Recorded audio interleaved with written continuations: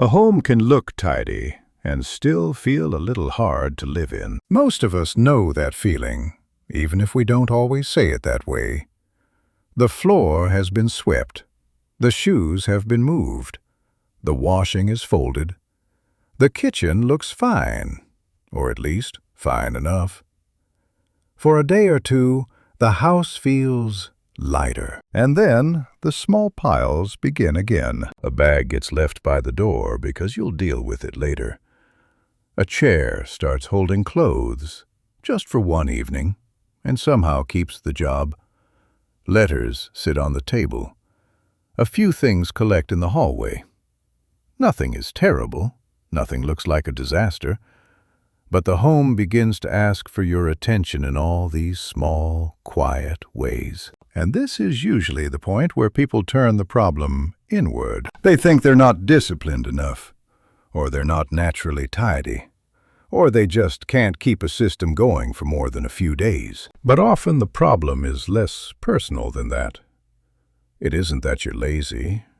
It's that the home doesn't have an easy way to return to order. That's where many Japanese-inspired home ideas become useful.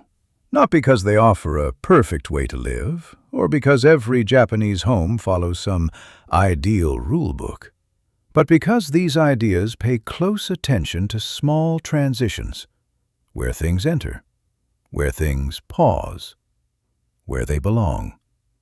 What the eyes have to look at, what the mind keeps carrying in the background. A calmer home usually isn't made by one heroic weekend of cleaning. It's made by small rules you can actually repeat. The first idea is the genkan, the entry space. In many Japanese homes, the genkan is the small area where shoes are taken off before stepping fully inside. But the useful idea goes beyond the shoes. It's the threshold, the little border between the outside world and the inside of the home. Most modern homes don't have much of that boundary. We walk in with keys, bags, receipts, coats, parcels, phones, messages, and the mood of the day still attached to us. And if there's nowhere clear for those things to land, they keep moving. A letter ends up in the kitchen.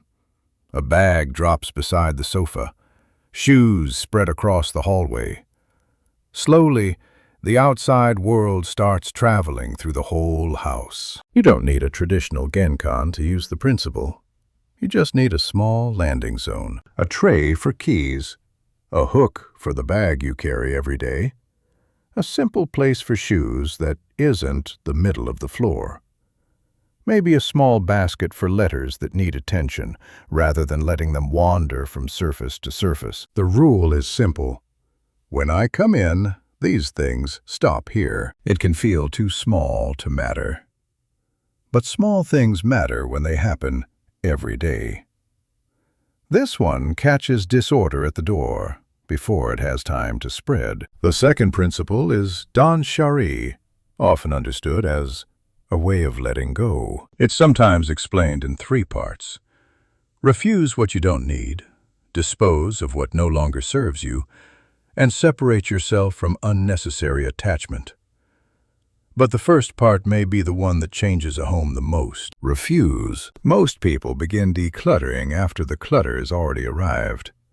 They empty drawers, fill donation bags, clear a cupboard, and feel better for a while. Then, slowly, more things come in. A bargain, a free item, something bought just in case. Something accepted because it felt rude to say no, and the pressure builds again. Danshari starts earlier. It asks a quieter question before something enters your home. Do I actually need this? Or am I saying yes because it's cheap, convenient, sentimental, or pleasing for about 10 minutes? This isn't about becoming strict or joyless. It's about noticing that every object brings a little future work with it. It has to be stored, cleaned, moved, remembered, organized, eventually dealt with. A free item is not always light. A bargain can still become a burden. A practical way to begin is to create a pause. For non-essential things, wait a day before buying. If someone offers you something you don't really need, practice a gentle answer. "Thank you, but I don't have space for it." That might feel uncomfortable at first, but it protects the calm of your home before the home needs rescuing. The third idea is ma, the space between things. In a room, ma is not empty space in a cold or unfinished sense. It's breathing room. It's the pause that lets everything else be seen more clearly. Many homes become tiring, not because they are dirty, but because every surface is speaking at once. A shelf full of small objects, a table with a few useful things and several things that have simply landed there, corners, counters, cupboards, walls, all filled to the edge. The eye doesn't get a break, and when the eye doesn't get a break, the mind often doesn't either. To practice ma, choose one surface and leave part of it empty on purpose. Not because you haven't decided what to put there yet, not because it's waiting for decoration. Empty because empty space is part of the design. A bedside table with only the things you genuinely use. A kitchen counter that has room to prepare food. One shelf that holds fewer items than it could. This kind of space changes the feeling of a room without buying anything. It gives the home a little air. The fourth principle is kanso, simplicity. Konso is not about making a home bare or cold. It's about removing what distracts from the purpose of a space. A bedroom that also stores paperwork, laundry, exercise equipment, unopened parcels, and half-finished projects will struggle to feel restful. Not because any one of those things is wrong, but because the room is being asked to do too much. When a room has too many jobs, the mind receives too many instructions. Sleep here, work here, sort this later. Don't forget that box. Move those clothes. Deal with that pile. Konso asks a very practical question. What is this room mainly for, and what is getting in the way? You may not be able to create a perfect single-purpose room. Most people can't, especially in smaller homes. But you can make clearer zones. Work items can go into one basket at the end of the day. Laundry can have a proper place to wait. The bedside table does not have to become storage for every object that doesn't have a home. Simplicity becomes useful when it lowers the number of decisions a room demands from you. The fifth principle is soji, cleaning as a regular practice rather than an emergency. A lot of people clean in bursts. They wait until the mess becomes annoying enough, then spend a long stretch of time trying to fix everything at once. And when cleaning only happens at that stage, it starts to feel like punishment, as if the house is telling you off for letting things slip. Soji offers a gentler rhythm. Small, regular acts of care that stop the home from reaching the point where it feels overwhelming. Wipe the counter after making tea. Put away 5 things before bed. Sweep the entryway while the kettle boils. Reset the table after dinner instead of leaving it for the morning version of yourself to face. None of these actions are impressive. That's the point. They are small enough to do when you're tired. And because they are small, they can become part of the day rather than a big event you have to prepare yourself for. A home cared for in tiny moments does not need to be rescued as often. The sixth idea is Kaizen. Continuous improvement through small steps. Kaizen is often used in work and manufacturing, but at home it becomes very human. It means you don't have to reorganize your whole life in one dramatic weekend.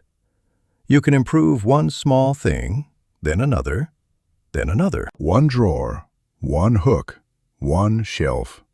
One better place for the thing that always goes missing. Many people fail at organizing their home because the project becomes too large.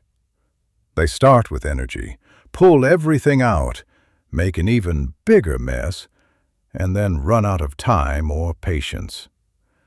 Kaizen avoids that by keeping the improvements small enough to finish. Look for one point of friction. The shoes that always spread.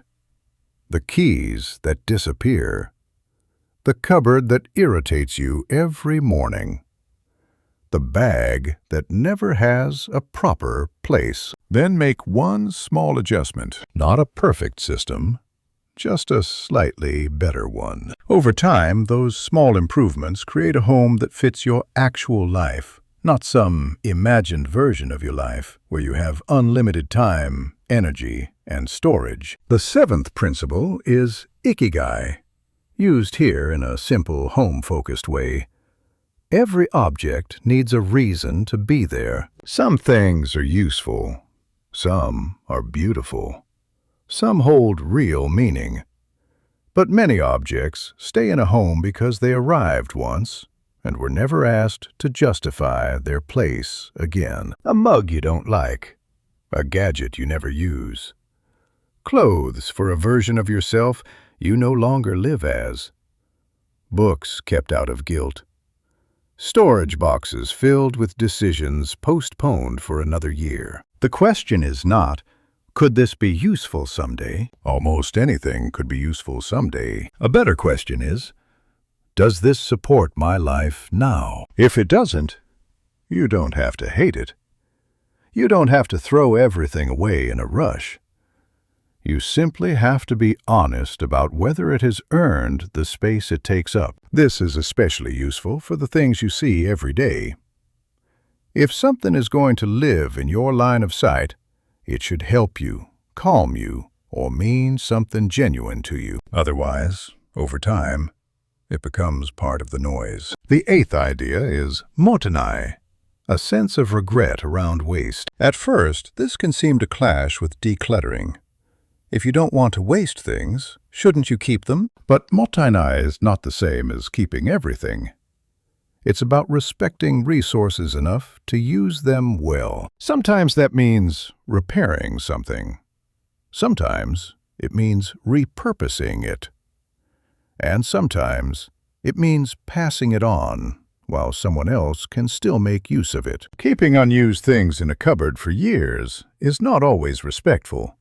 Sometimes it is simply waste, delayed. A more useful question is, what is the most respectful next life for this object? A coat might be repaired. A jar might become useful storage. A book might go to someone who will actually read it. A kitchen tool you never use might serve another household better than it serves yours. This changes the feeling of letting go. It becomes less like rejection and more like circulation. The ninth principle is furoshiki, the traditional wrapping cloth. The home lesson here is versatility.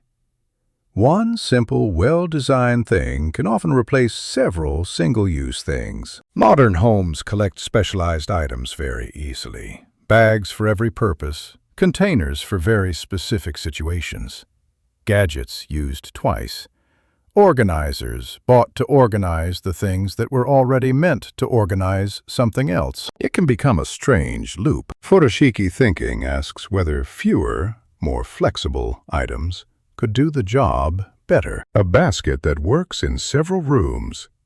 A tray that gathers daily clutter but can also be used for serving. A cloth that wraps, covers, carries, or protects. Furniture with hidden storage.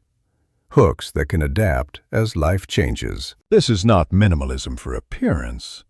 It's simply reducing the number of things you have to manage while keeping the function you actually need. The 10th idea is shitsurai, arranging the home in response to the season. This does not mean constantly buying new decorations. In fact, it can mean almost the opposite.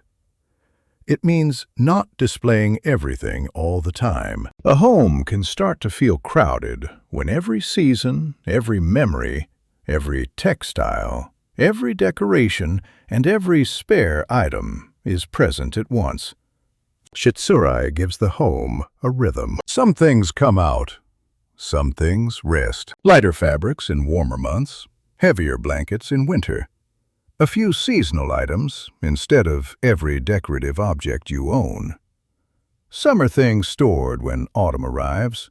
Winter items cleaned and put away when they are no longer needed. This creates freshness without adding more. It also gives you a natural moment to review what you own. When something comes out of storage, you can ask, "Do I still want this in my life this year?" Sometimes the answer will be yes.